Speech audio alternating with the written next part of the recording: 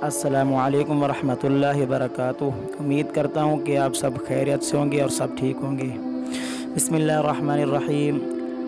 आखिरी मंजिल उसका नाम है हज। इसमें आदमी घर बार भी छोड़ देता है, बीवी बच्चे भी छोड़ देता है, वतन भी छोड़ता है, ये लिबास भी छोड़ देता है।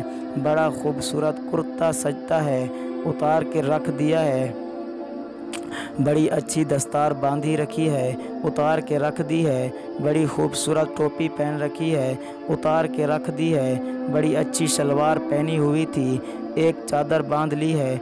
बड़ी खूबसूरत आला किस्म की जूती पहन रखी थी, उतार कर सादी सी चप्पल पहन ली है।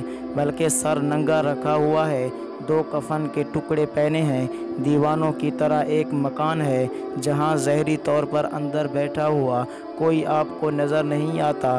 काले पत्थरों की बनी हुई एक इमारत है, उस पर काले रंग का एक ग़िलाफ़ चढ़ा हुआ है, लेकिन मुहिब है। दीवानों की तरह इसके इर्द गिर्द चक्कर भी काटता है, लब्बैक के नारे भी लगाता है।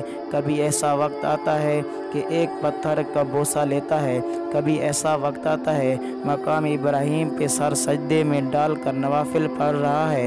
ये क्या कुछ हो रहा है? ये मोहब्बत की वो आखिरी मंजिल है जिसको तय किया जा रहा है, और ये मंजिल भी बदरजा कमाल मुहम्मदुर रसूलुल्लाह सल्लल्लाहु अलैहि वसल्लम ने अदा की है। हर मुहिब इन मंजिलों से गुज़रता है। खुश नसीब वो हैं जिन्होंने अल्लाह को राज़ी करने के लिए ये मंजिलें तय की हैं, वरना ये मंजिलें दुनिया में तय हो ही जाती हैं। हर आदमी करता है, कोई दुनियावी महबूबों के पीछे ये मंजिलें तय करता है, उनके दरवाज़ों के धक्के खाता है।